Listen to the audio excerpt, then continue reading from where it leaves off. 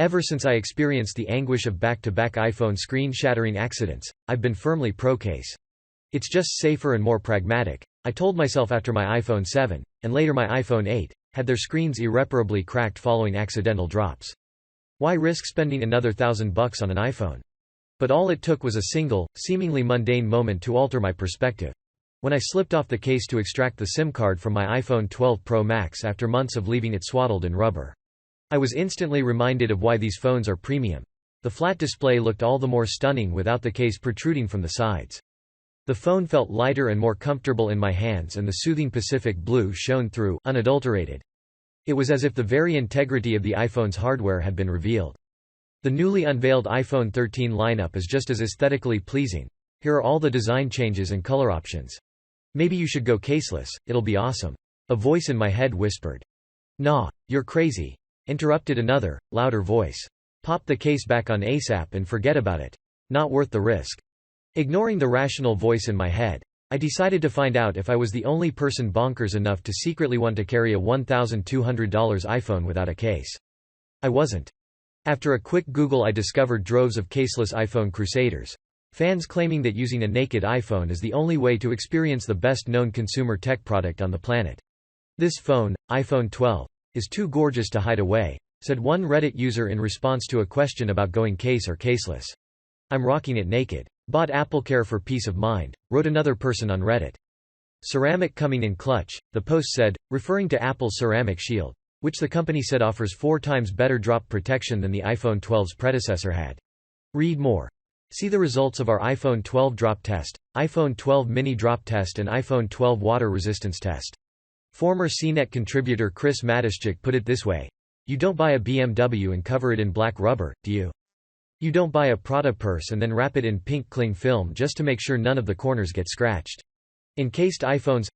Tucking your iPhone safely into a case is a norm woven into the fabric of global smartphone culture. Take a look at the protective phone case industry, which is already worth billions and is projected to expand alongside phone ownership. Add non-stop marketing into the mix, and it starts to feel like cocooning your iPhone in a case is an absolute necessity. The choices are endless. There are shock-resistant cases, eco-friendly cases, cases with sparkly purple dinosaurs, cases fancied by Miley Cyrus, 3D printed cases you can make complete with a photo of your own dog, if you're so inclined, and so on. But this way of life didn't come out of nowhere. Encasing your iPhone has melded into our mainstream culture for legitimate reasons, of course. Nobody wants to risk their iPhone's destruction, most are just too expensive, and everyone wants to preemptively save time, money and resources. Despite all that, I still believe iPhones are best experienced without a case. And yes, I absolutely recognize this lifestyle choice will not appeal to the pragmatic. An uncased iPhone probably sounds outrageous, but it might make sense to the purists of this world. Read more. Not convinced? These are the best cases for iPhone 12 and here are the best iPhone 13 cases.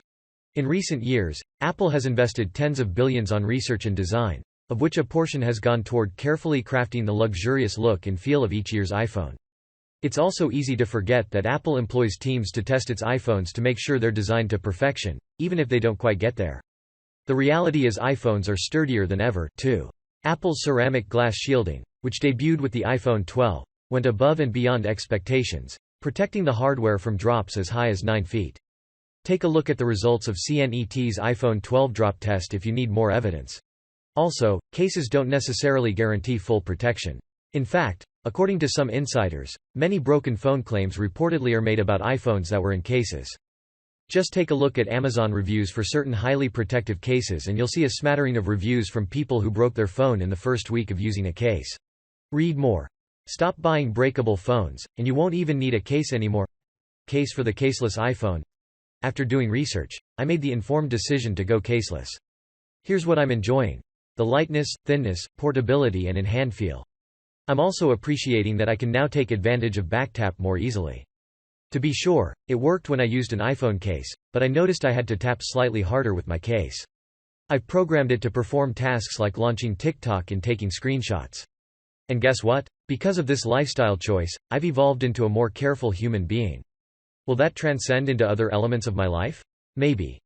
Still, the caseless iPhone lifestyle, although far superior to the encased experience, hasn't been perfect.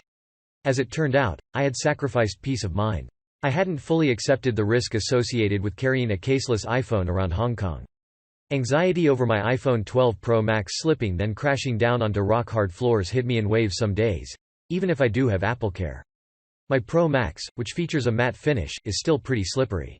Then, as I made my way to a charming Hong Kong beach, I worried about grains of sand infiltrating my iPhone's stainless steel chassis, regardless of its IP68 rating, indicating it's both dust and waterproof.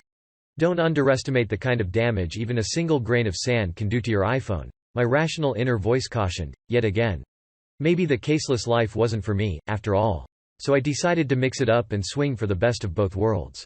Now I save the case for higher risk activities like hitting the beach and hiking trails, and for when I eventually hop aboard an airplane.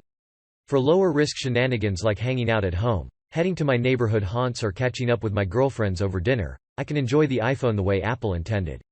Complete with double taps on the back.